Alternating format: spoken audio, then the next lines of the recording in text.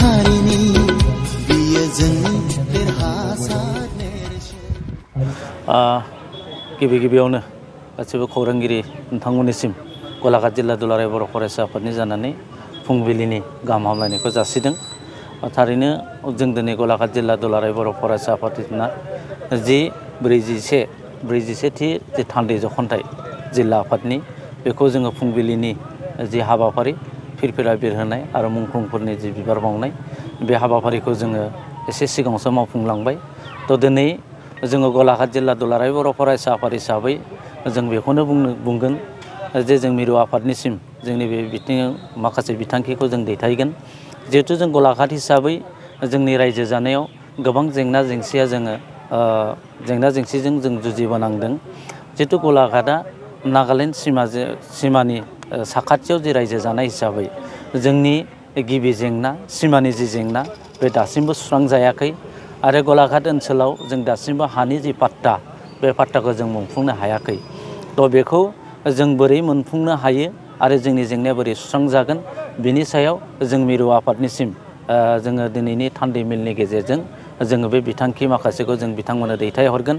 आरो बेजों लोगोसे जोंनि गलाघाट जिल्ला दुलाराय बर' फरायसा आफादनि बेन्दों सिङाव जि थानाय जोंनि बर' बिजोंनि जि जेंना बे जेंनायाबो दासिमबो सुस्रांजायाखै। जोंनि गोजौ फरायसालि आरो गुदि फरायसालि बे फरायसालिया प्रभिन्सियेलाइजआ दासिमहालागै जानानै दङ। नाथाय गेजेर फरायसालिया जोंनि गंसेबो दासिमबो प्रभिन्सियेलाइज जानो हायाखै। बे जोंनि थाखाय जोंनि बिजोंनि थाखाय बे मोनसे गिदिर जेंना जानानै फैदों। बेखौ जोङो मिरु आफादनिसिम दिनैनि थान्दै मेलनि गेजेरजों आरो जों बेखौबो दैथायहरगोन जे जेरैखि जाया जोंनि गलाघाटनि सिङाव थानाय जोंनि गेजेर फरायसालि बर' बिजोंनि जि गेजेर फरायसालि बे गलाघाट जिल्ला हिसाबै जोङो गंब्रै बर' बिजोंनि गेजेर फरायसालि दङ। बे फरायसालिखौ जेरैखि जाया सुस्रांनांगौनि थाखाय जों मिरु आफादखौ नारसिनगोन दिनैनि थान्दै मेलनि गेजेरजों। आरो दिनै जोङो गलाघाट जिल्ला हिसाबै जों नैबेखौ फोरमायनानै दोनखानो सानबाय जिहेतु दुलाराय बर' फरायसा आफादनि जि 56 एनुवेल डेलिगेट कनभेनसन बे डेलिगेट कनभेनसनाबो जोंनि गलाघाट जिल्लानि बेन्दों सिङाव थानाय सिसुपानि दख'रानि तेलिसालनि हिरिम्बा नोगोराव खुंफुंजानो थाखाय थांगासिनो दङ। बे गाबोननिफ्राय बे हाबाफारिया जागायगोन। बेनि थाखायबो जों जिल्ला आफाद हिसाबै गोबां साखाफाराखौ जों जादों। जों दासिमहालागै जोंनि जानाखि मावनांगौ जि खामानि बे मावनांगौ खामानिया दासिमहालागै फ्राय जाजोबनायनि लामायाव फैबाय। जों मैयानिफ्राय भलन्टियार्सखौ जों मैयानिफ्राय केम्प खालामहोबाय आरो हारिमुनि जि मोसाखावरि बिनानावमोन बिथांमोनहा दिनैनिफ्राय केम्प खालामगोन। आरो जोंहा मैयानिफ्रायनो जोंनि जिल्ला आफादनि गासिबो दख'रा बिथांमोनहा बेयाव केम्प खालामनानै थाफैबाय।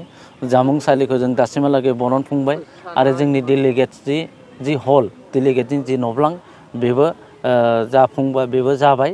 आरो जोंनि मेन गेट बे मेन गेटआ हयथ' दिनैनि गेजेराव बे ओंखारसिगोन। आरो गाहाय सायनासालियाबो फ्राय जाजोबनायनि लामायाव आरो दिन्थिफुंसालिया दासिमहालागै ओंखारजोब्बाय। आरो जोंनि जे अपेन मार्केट बेबो दासिमहालागै ओंखारजोब्बाय। आरो बेवहाय जोङो माखासे फिसा फिसा खामानिया बेयाव थालांनानै दङ। बै फिसा फिसा खामानिखौबो जों दिनैनि गेजेराव सुस्रांजोबगोन।